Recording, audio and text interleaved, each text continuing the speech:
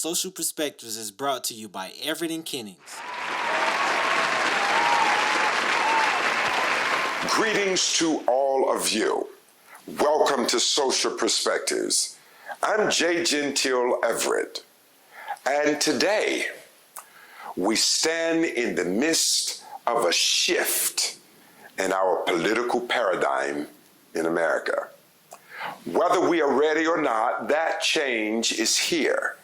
And as Americans, we're bound to accept the will of the people as is reflected in the tally of a national vote. We view that as the final authority of what that will is. The transfer of power from the old to the new is a reality. Now, let the red states and the blue states and purple states join hands and stand together, for therein lies the greatness of the United States. Stay tuned. We'll be right back.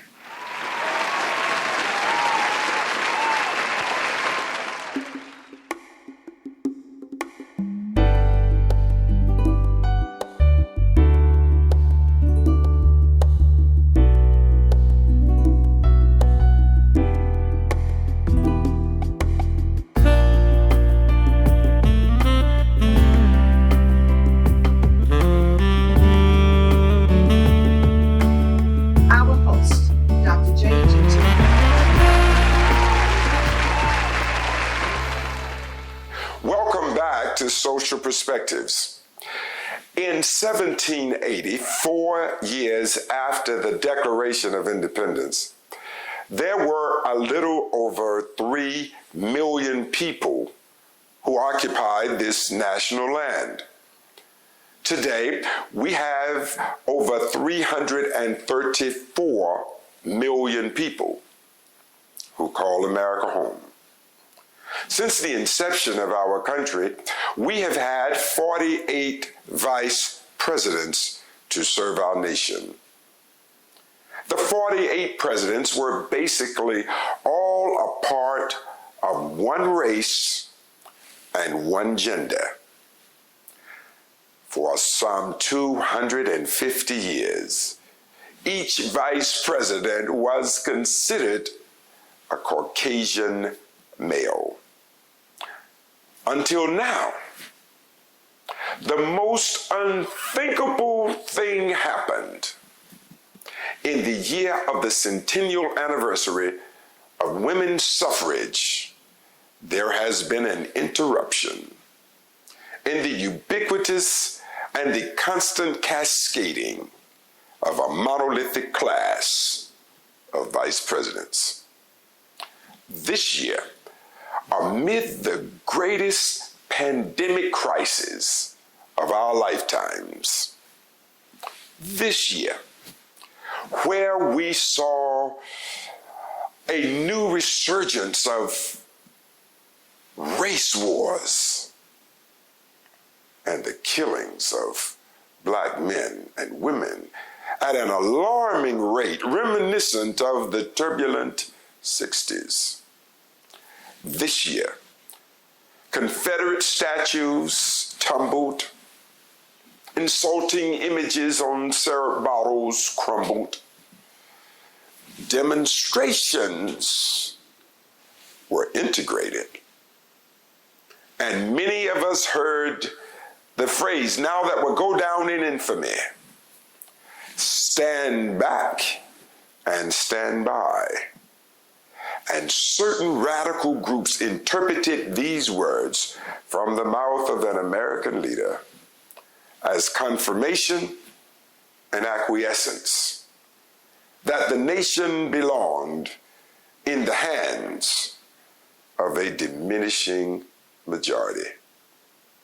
And that diminishing majority saw those who did not reflect their interests. They saw those who did not engage in their social practices. They saw those who did not share the pigmentation of their group. So they were all considered insurgencies and refugees from somewhere else, and therefore should not expect the benefit that comes along with being an American. But this year marks the 12th year since Barack Obama integrated the White House as the chief executive officer of our country. Now another milestone has surfaced in our political discourse. As mentioned earlier, 250 years, we have had 48 vice presidents, and all of them were white men. But now, not only has America elected its first vice president of color, they elected a vice president of color who uses a different restroom. We congratulate Vice President-elect Kamala Harris. Stay tuned. We'll be right back.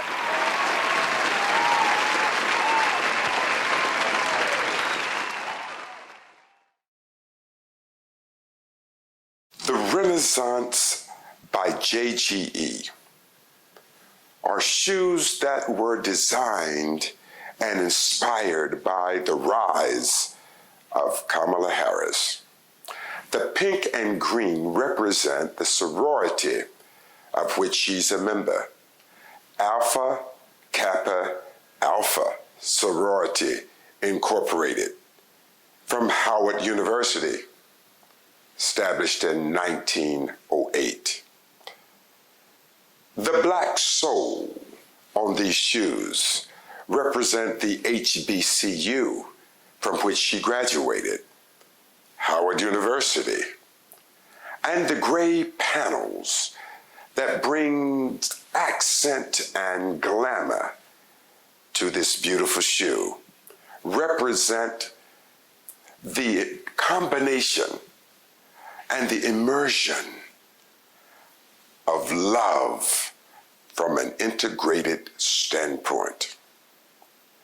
These shoes reflect the life of this enormously gifted and talented scholar politician. She's showing us true love as is represented in the gray panels. Represent that love is validated when it is integrated. Get you a pair now. Go to AliveShoes.com/Renaissance-by-JGE-1 and get a pair of American history.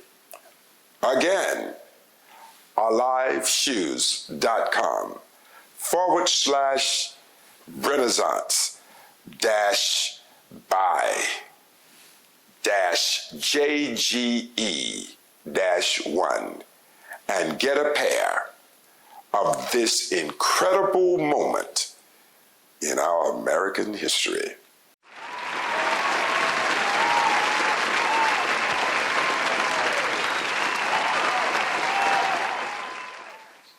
Welcome back to Social Perspectives. Perhaps it's important for us to probe into events of significance that certainly gave impetus to this propitious moment in our political history. Vice President Kamala Harris graduated from the historic Howard University, which is an HBCU. There are some who have contended that graduates from HBCU schools possibly have inferior degrees to those who have degrees from historically white schools. I think it is noteworthy for me to mention that mathematics is mathematics. Whether it is learned from Harvard or Howard. There is an education at all schools, irrespective of the students they historically serve. Each student has to decide while there to either be a part of the mendacity of educational inferiority or promote the veracity that scholarly knowledge and erudition is attainable wherever interest and effort are exerted. HBCUs like Howard, A&T, Shaw University, North Carolina Central, and the list goes on, have produced international personalities whose lives have impacted the entire world.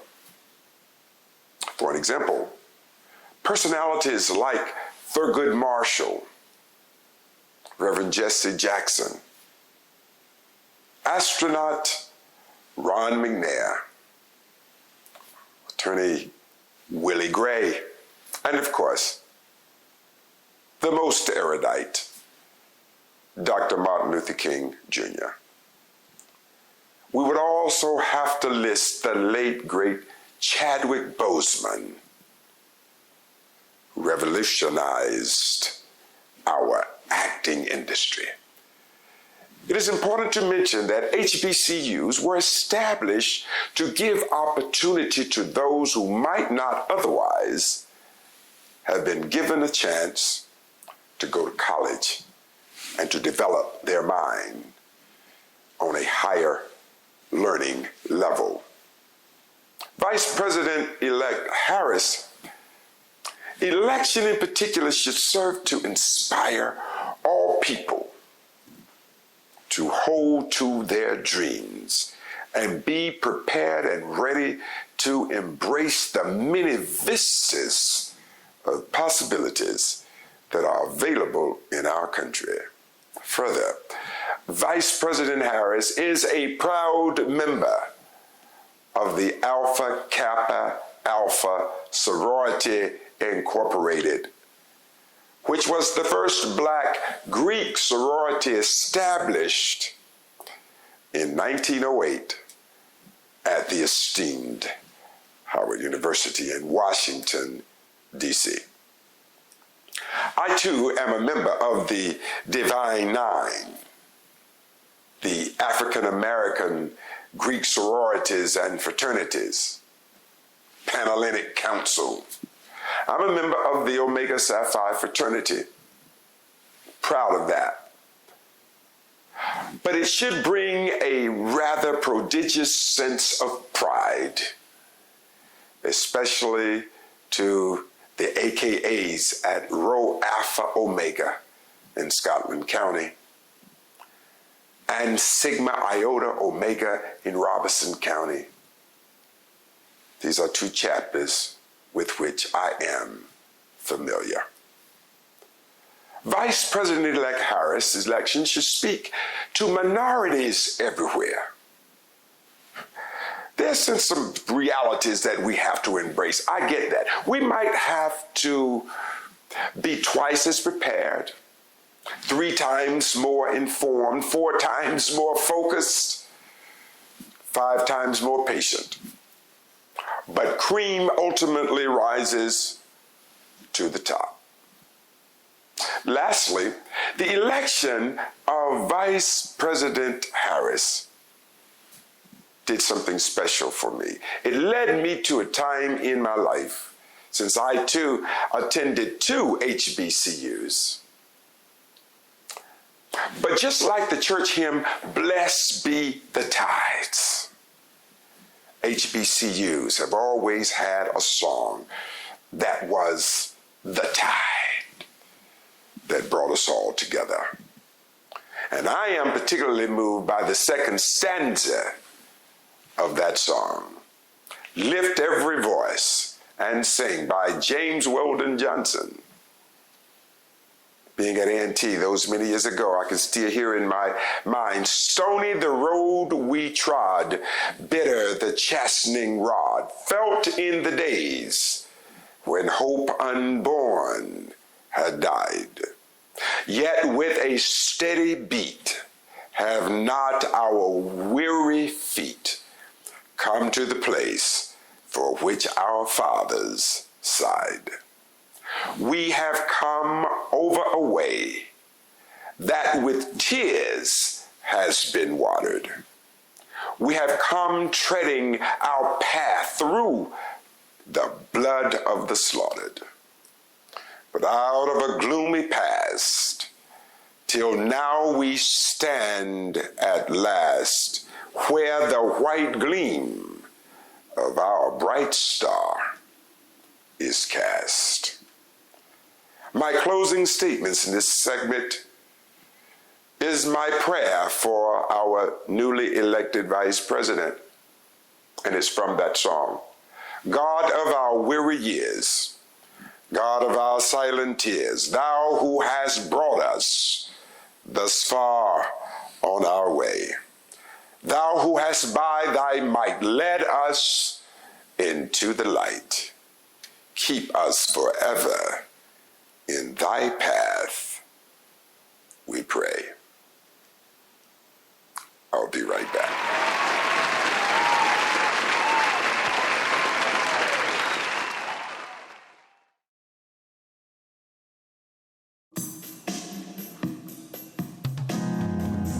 It has been said that power in the wrong hands is a recipe for personal destruction.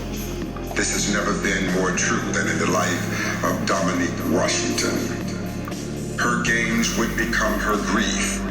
Her unbridled lust and selfishness would be interwoven in her plots. The shocking revelations, jaw-dropping surprises emerged when she realized the lack of a personal core makes one hollow inside.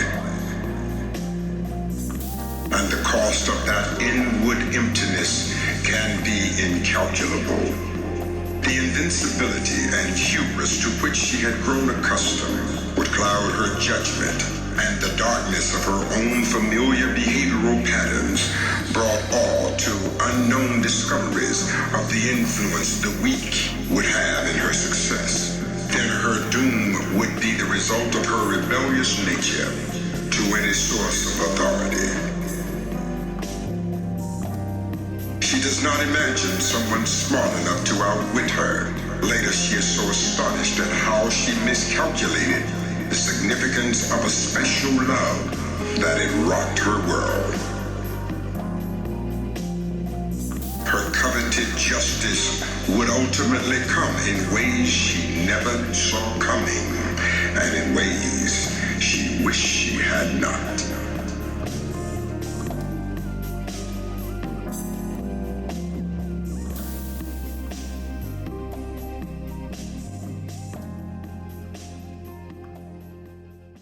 Ah!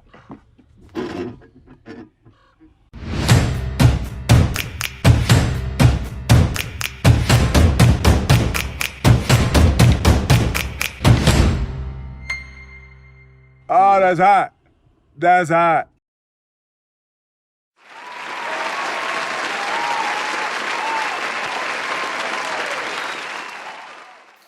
Welcome back to Social Perspectives. These are my final thoughts. In 2008, Barack Obama integrated the hallowed grounds of the White House. This house is the mansion which serves as the president's residence while he's in office. Now, 12 years later, this palatial national monument, which is a sacrosanct in American history, will once again be occupied by a vice president woman of African and Asian descent. She will saunter through the house, the great pillow of the world's greatest superpower, as second in command of the most powerful nation on earth. Without being overly theological or spiritual, the number 12 jumped out and arrested my attention. This number in biblical literature is a number of significance. There are 12 books of history in the Bible. There were 12 disciples that followed Jesus. There are 12 gates to the city of heaven, as is mentioned in Revelation. Jairus' daughter was 12 years old when Jesus came to raise her back to life. There were 12 tribes of Israel. The woman in Luke chapter 8 had an issue of blood that Jesus healed after she suffered 12 years. It's a special number in God's sight. Now, Barack Obama and Kamala Harris had something else in common that I found to be interesting. They are the only two people of color to be elected president and vice president of the United States, respectively. And they both came from integrated families and backgrounds. Maybe God is showing America we will soar to unusual greatness against all odds when we become a more inclusive and respectful nation of all people.